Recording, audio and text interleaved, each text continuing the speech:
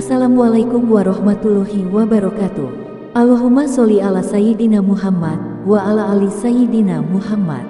Pemirsa yang dirahmati Allah, marilah kita simak ceramah dari Buya Syakur Yasin dengan tema Aku dan Tuhanku. Sebelumnya marilah kita perbanyak sholawat minimal 1000 kali sehari, agar hidup kita penuh barokah dan mendapatkan syafaat kelak. Jangan lupa berikan dukungan kepada channel kami dengan memberikan super thanks seikhlasnya. Marilah kita doakan semoga almarhum Buya Syakur Yasin diberi tempat terbaik di sisi Allah dan amal ibadahnya diterima. Amin ya robbal alamin. Pakai akal mah, di penghujungnya kita berantem kok, berkelahi, saling menyalahkan. Kenapa? Ya karena subjektivitas akal kita. Akal kita berbeda-beda, melihat sesuatu pasti berbeda.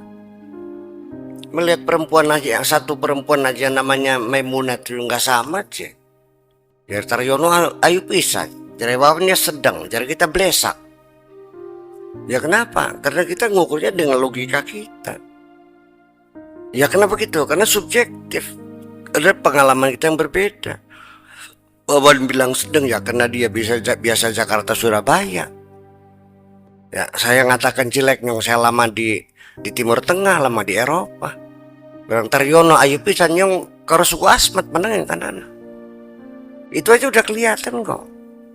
Iya, kalau sirma tidak akan mungkin berbeda.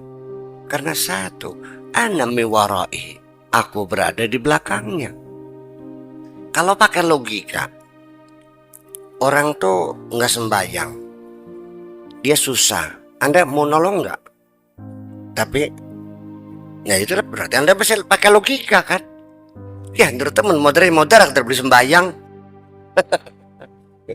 Iya kan? Ketika orang susah, agamanya lain, Anda menolong nggak? Kalau pakai logika nggak usah ditolong, dengan logika agama Anda. Kalau pakai rasa, urusannya apa dengan sembahyang? Urusannya apa dengan agama? Nyong dia juga makhluknya Allah juga. Ya itulah kari kepet kok. Bukan. Orang itu sedang dalam keadaan tersesat. Ya kan? Orang sembahyang, orang puasa, orang apa. Sedang tersesat kan? Kamu yang sedang dapat hidayah kan? Iya enggak? Yang memberi hidayah kamu siapa? Siapa yang beri hidayah kamu? Allah. Yang menyesatkan dia siapa? Lalu urusan apa kamu menilai bersama Allah? Ketersiram makhluk kan makhluk. Nah itu kan persoalannya. Kater sing jungjung sira Gusti Allah, sing nyepak bocakin Gusti Allah aja. Nah itulah makanya. Ya sekalipun dalam hal tauhid, dalam hal akidah, ketika masih memakai logika, saling bunuh-membunuh aja. Apa orang Mu'tazilah nggak dibunuh-bunuhin oleh raja-raja Ahlussunnah wal Jamaah? Ketika yang jadi raja Ahlussunnah wal Jamaah, ketika yang jadi raja itu orang Mu'tazilah, apa beli dipentung itu orang Ahlussunnah wal Jamaah? Termasuk Imam Hanafi, Imam Maliki, Imam Hambali, termasuk Imam Syafi'i juga dipaksa harus mengatakan Quran makhluk. Ya itu kan seperti itu. Banjir darah kok. Wong isi mata ini wong Syiah bener tak beli. Ning Syiah mata ini wong Sunni bener tak beli.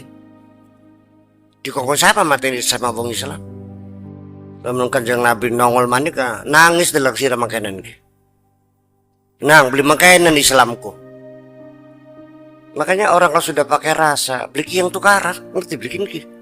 Terus pujar sirah bela. Oh orang gitu. Nah itu persoalannya. Iya, ya 11-12 lah dengan syirik. Ya tetapi kalau saya mengatakan syirik kan nanti orang semakin tidak paham lagi nantinya kan. Idza tahaqqaqta bisirrika fama anta wa anta. Kalau engkau sudah mengerti betul, sudah memahami betul tentang sirmu, kalau kamu sudah paham betul tentang sir yang ada di dalam dirimu itu, maka kamu itu bukan kamu. Wa anta anta. Dan nanti kamu juga akan paham bahwa kamu adalah kamu. Kalau kamu sudah paham dengan sirmu, maka kamu akan paham bahwa kamu itu bukan kamu, tetapi kamu juga adalah kamu juga. Artinya semakin berpaham sih lagi barangnya. Iya, bahwa ketika engkau mengatakan aku, itu adalah bukan akumu. Ketika engkau sudah benar-benar memahami sirmu, maka kamu itu sebenarnya adalah bukan kamu. Sudah bukan kamu lagi kalau kamu sudah mengerti sirmu. Di alam dunia ini, hampir kebanyakan manusia tidak mengerti dirinya siapa, tidak mengerti dirinya siapa. Dia itu tidak mengerti siapa dia itu sebenarnya. Itu umumnya. Dari sisi sosiologis, orang itu tidak tahu posisi apa yang dia duduki di masyarakat itu. Seringkali orang memposisikan dirinya lebih tinggi daripada penilaian orang lain. Petang-tang merasanya jadi pemimpin besar, padahal orang lain melihat dia adalah sama. Nyemeng kita bikin ke tudang tuding nyok ana ning masyarakat ke kayak semut godokan walang sampai tekang wungwungan ora kan kah? Ana beli semut sing nangkring ning dase walang sing tudang tuding kah? Ya ana beli ana menu segala ke semut mekai semut mengkonon tudang tepuk dada mana tudang tepuk dada mana si kipel beda kodiku sih. Ya artinya bocah santri, ya sebutlah sebagai contoh santri Cirebon lah, nembe mondok 2 tahun, kok dengan garangnya mengomentari Gus Dur anu dudu level sirah kan kah? Paham beli. Jadi dia memposisikan dirinya sudah lebih pintar dari Gus Dur sih. Ya kader santri nembe bisa maca kitab Sapinah, wis menghalalkan darah Ruholis Majid. Lihat log beliin seorang profesor doktor dari McGill University, ya sebagai guru bangsa, dijelek-jelekan orang seorang santri yang mondoknya juga tutup juga. Dia memposisikan dirinya bahwa bisa menganalisa, bisa mengomentari pendapat Ruholis Majid. Terlalu banyak di dunia orang yang songong seperti itu tuh. Ya, jadi artinya orang yang bisa memposisikan dirinya pas dengan kedudukan dirinya kan orang yang arif dan bijaksana. Itu aja jarang aja. Keburu ngerasa gede dingin. Itu aja dia tidak memahami dia itu siapa. Bahwa kamu adalah bukan kamu. Ngerti bikin? Ya, kamu yang beranggapan sudah menjadi tokoh masyarakat sebetulnya tidak. Kamu masih menjadi rakyat jelata. Kamu yang merasa sudah jadi kiai itu tidak. Sebenarnya kamu masih menjadi santri biasa. Anda beli wong goblok ngerasa bisa alim. Anda beli wong alim ngerasa goblok bay. Anda beli. Kedua-duanya keblinger gini. Wong sing salim masuk goblok bay keblinger. Ya salah menempatkan diri. Wong sing goblok ngerasa alim ya pada baik. Salah posisi. Nah itu seperti itulah kira-kira. Jadi kenapa? Karena orang itu belum memahami sesungguhnya sir yang ada di dalam dirinya itu. Fama anta, maka kamu baru sadar bahwa kamu adalah bukan kamu itu. Oh dia ya. Itulah maka begini, ketika orang memahami sir yang ada dalam dirinya, baru dia menyadari akan dirinya yang sebenarnya. Itulah bahasa yang lurusnya. Itulah bahwa saya adalah saya. Ya seperti inilah orang miskin, orang goblok, orang yang belum benar, orang yang masih inilah saya. Jadi dulu yang saya merasa seperti itu ternyata keliru. Saya tidak seperti itu. Itulah maksudnya. Bakal diterangkan wangkel begini. Nun, ya udah diterangkan sih. Jadi artinya begitulah. Jadi kalau orang alim tidak sadar dia alim, ya dielingakan sampai ku wong alim konon beli. Ay kon dari kita ke alim ning kene mah kelasnya sampean wis sudah alim. Ya mbu bokat ning Mesir mah. Iya, tapi ini urusan yang tas meja sebenarnya usaha alim sampai konon aja. Kita bisa ngerasa goblok baik. Jadi masih mending di wong goblok ngerasa pinter atau wong pinter ngerasa goblok. Ya pada beli bener ya bareng. Iya. Ya wong pinter tidak tahu diri dia sebagai ini. Iya kan? Dia sudah ditokohkan masyarakat. Tapi dia tidak paham akan kedudukan yang begitu tinggi yang diposisikan oleh masyarakat sebagai tokoh masyarakat panutan. Kelakuannya kan masih beli bener baik sih. Masih nugang beca karo wong wadon sejen si priben man nih. Ini kan kita belajar tentang diri kita sendiri.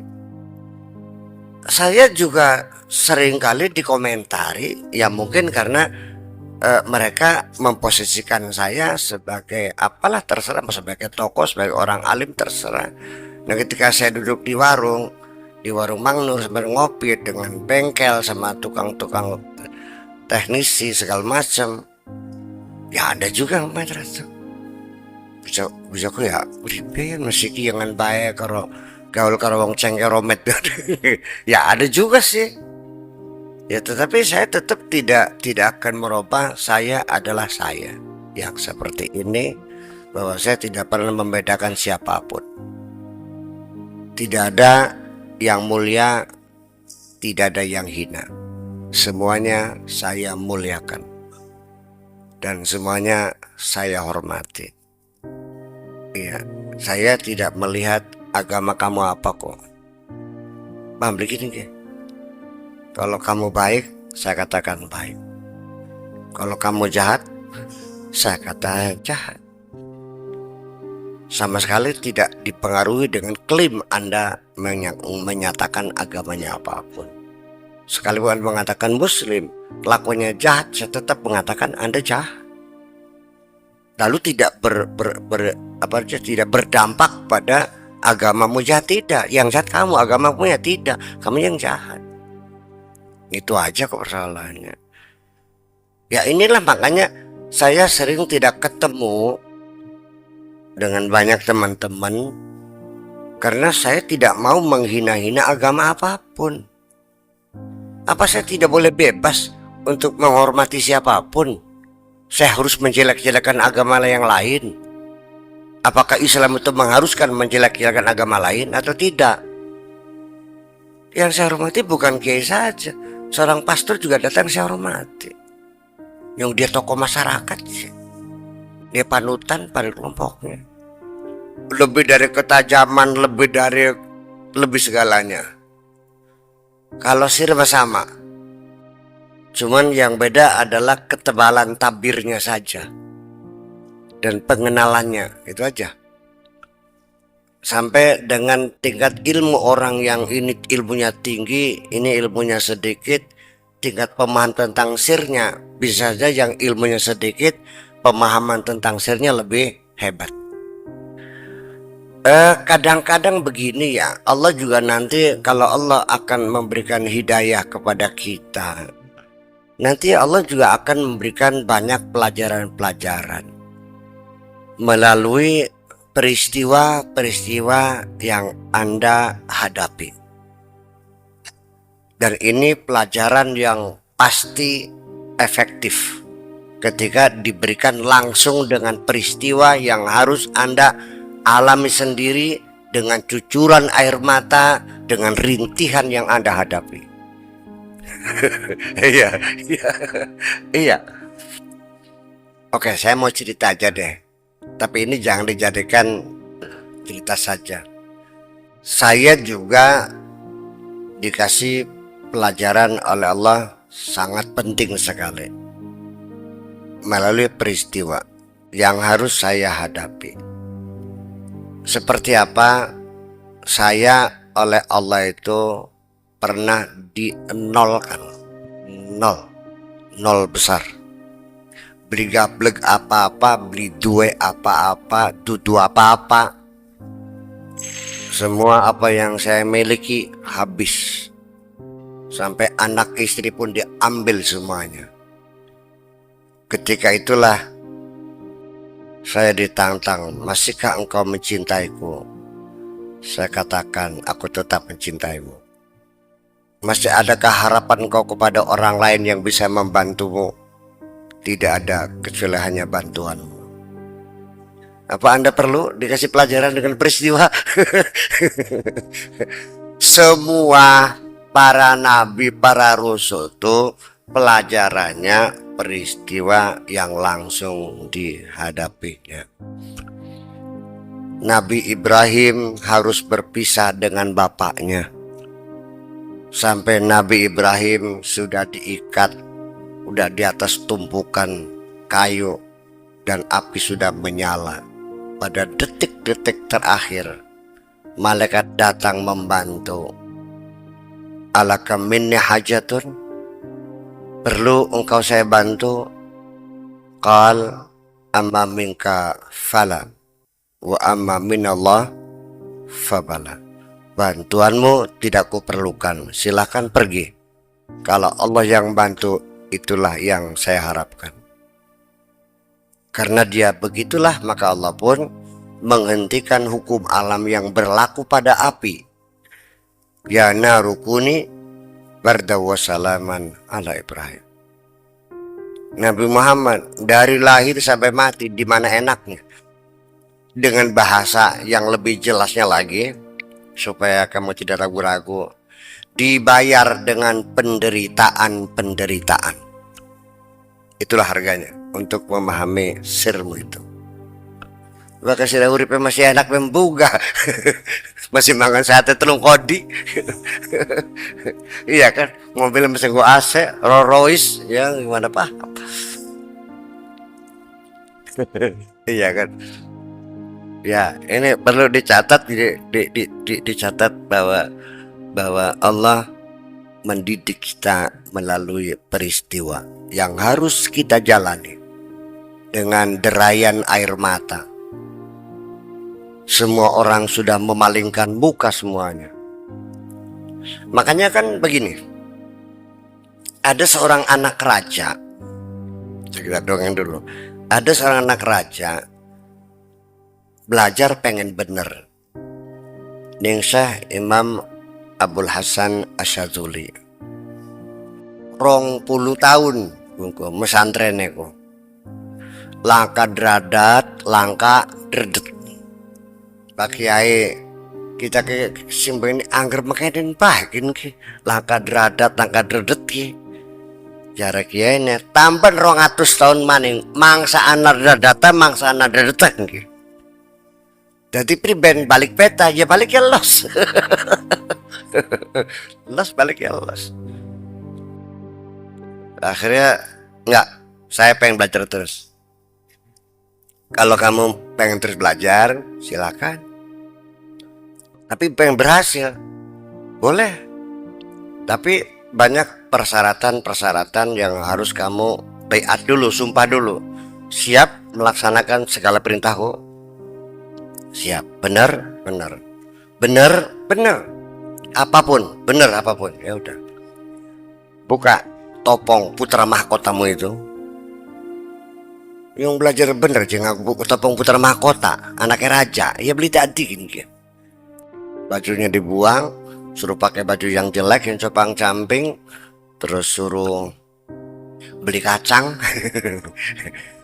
Jadi kandek di kalung akan yang gulune, bare nembu genjring, bare joget ning pasar, ya, bare ngundangi bocah cilik, siapa sih yang bisa nempak kita pakai kacang, gitu. Ya, itu kan setelah itu semua dilakukan, setelah baru datang. Sudah kamu lakukan, sudah. Berapa lama sudah, sekian bulan lamanya. Apa yang kamu rasakan? Saya sudah tidak seperti dulu. Dulu saya berpura-pura tawadu, berpura-pura rendah hati. Sekarang saya baru merasakan saya benar-benar menjadi makhluk yang terhina. Itu baru benar. Paham bikin ke? Itu kan proses. Saya tidak akan melakukan hal semacam itu. Ya bubar santri. Ya kan Mbak, wis pendekatan rasional sajalah, ya kan gitu. Yang penting ini, kalau nggak paham nanya, nggak paham terus gitu. Terus nanya sampai sepaham itu aja dulu. Nah, dari pemahaman itu artinya kamu matanya udah melek, ya kan gitu. Nah, kalau sudah matanya melek kan nungtunya enak. Makanya pemahaman aja dulu lah. Ini juga sebetulnya kita masih bereksperimen ini. Pendekatan kepada kebenaran melalui pendekatan rasional nih. Iya, nggak tahu hasilnya bagaimana, saya nggak tahu. Tapi kita kan boleh kan dicoba. Tetapi juga kita barengi kadang-kadang dengan khalwat, ya kan, ke hutan, dengan istighosah ke laut. Sekalipun khalwat di hutan juga saya melihatnya masih belum efektif. Masih rebutan daging baik. Iya, yang khalwat rebutan daging si pribet mana? Khalwat tuh untuk melepas hubud dunia. Ini khalwat sih masih ngerasain wong baik, masih si pribet man. Ini rebutan daging. Ya jadi memang ya begini ya, memang kalau masalah itu kan wallahu yahtassu bi rahmatihi man yasha. Allah akan memberikan rahmatnya kepada siapapun yang dikehendakinya. Artinya langkah sekolah, langkah pendidikan, Allah yang menentukan. Kita akan menjalani suluknya saja, menjalani pendekatan personalitas kita saja. Iya. Dan itu bisa terjadi secara mendadak, ya, seperti pada Sayyidina Umar, seperti pada seorang Nasrani pada zamannya Syekh Abdul Qadir Al-Jailani langsung jadi wali abdal. Itu kan termasuk proses jadzab kan terjadi. Ya, tapi bagaimana caranya berjadzab ya nggak bisa. Jadi ya ngaji peding sih ngakeh kan gitu. Dengan pendekatan, mudah-mudahan saja dengan pemahaman ini nanti kita ketika menuntun itu kan lebih enak, ya lebih enak, lebih nyaman gitu. Tanggung satu baris lagi, anta minni, engkau adalah dariku. Tapi bisa juga engkau adalah bagian. Tapi saya nggak berani ya. Engkau adalah dariku. Nanti Allah bisa dibagi-bagi lagi. Engkau adalah dariku. Anta talini, engkau di belakangku. Engkau yang mengikutiku. Sira singin dili kita, engkau yang ikut aku di belakangku. Wa kullu syai'in fil wujudi, apa saja di dalam alam ini ya'ti ba'daka, datang setelah kamu. Aku darimu, engkau di belakangku, dan apapun di dunia ini datang setelah kamu. Aku dulu, baru kamu, setelah itu alam semesta ini. Wa kullu syai'in fil wujudi ya'ti ba'daka, datang setelah kamu. aku dulu, kamu di belakang aku, lalu di belakang kamu alam semesta ini. Ya, artinya bahwa tidak jauh penampilannya, bahwa yang paling dekat dengan Allah ya manusia, bukan alam ini. Yang paling mengerti tentang Allah ya manusia. Ya karena apa? Ya karena di dalam manusia ada sir itu. Ya kalau di matahari mah nggak ada sirnya. Iya. Yang punya sir hanya kita. Sir tuh secara bahasa namanya rahasia. Setelah rahasia namanya confidential. Baru berita umum. Rahasia umum, rahasia khusus, rahasia terbatas, dan rahasia. Yang top secret itu hanya Allah kok. Confidential itu rahasia tapi di kalangan terbatas. Umpamanya ada devaluasi nilai rupiah terhadap dolar dari 600 menjadi 2500. Yang hadir dalam rapat kabinet itu, Equin itu adalah presiden, wakil presiden, menteri keuangan, gubernur BI, menteri perdagangan, itu saja terbatas. Menteri yang lain tidak boleh hadir. Itu namanya confidential. Dalam surat juga nanti ada secret, ada confidential, ada top secret, ada surat umum. Nah itulah makanya manusia ini adalah sudah pada tingkatan secret, kerahasiaan Tuhan. Makanya dari mana kita bisa menggali, bisa mengetahui kebenaran Tuhan bahwa Allah itu hak itu? Ada dua. Dari alam semesta yang luas ini atau dari dalam dirimu. Sanurihim ayatina fil afaqi wa fi anfusihim hatta yatabayyana lahum annahul haq. Jadi artinya sistem yang ada di alam semesta yang sangat rumit itu sendiri dengan sistem yang ada dalam diri kita sendiri, jauh yang ada diri kita ini lebih sophisticated daripada prinsip-prinsip alam semesta itu. Dan kedua-duanya bisa membuktikan bahwa Allah adalah hak. Sekarang mana bukti yang kamu bisa kamu gali? Apakah kosmologi? Apakah psikologi? Apakah tentang kemanusiaan? Orang yang belajar tentang manusia dari lahir sampai umur 70 tahun, profesor, doktor, spesialis mata khusus retina, ya entok waktunya keburu mati dingin us. Nanti belajar lagi spesialis mata, profesor, doktor 70 tahun tentang pembuluh darah mata. Nanti belajar lagi berpuluh-puluh tahun ranking 1 dari SD SMP, akhirnya tentang pupil, apanya hitamnya mata ini, yang lensa ini. Nanti belajar lagi, tidak lebih seupil ilmu yang dimiliki. Dan tentang manusia sampai sekarang masih banyak yang belum diketahui. Lah ya iya. Seperti halnya juga bintang-bintang di langit. Sudah berapa yang bisa diketahui, dihitung dan diberi nama. Sampai sekarang memberi nama saja pakai angka bintang tuh. A 12, 13, C sekian. Sudah kehabisan nama. Saya pribadi mana? Ya itulah kira-kira.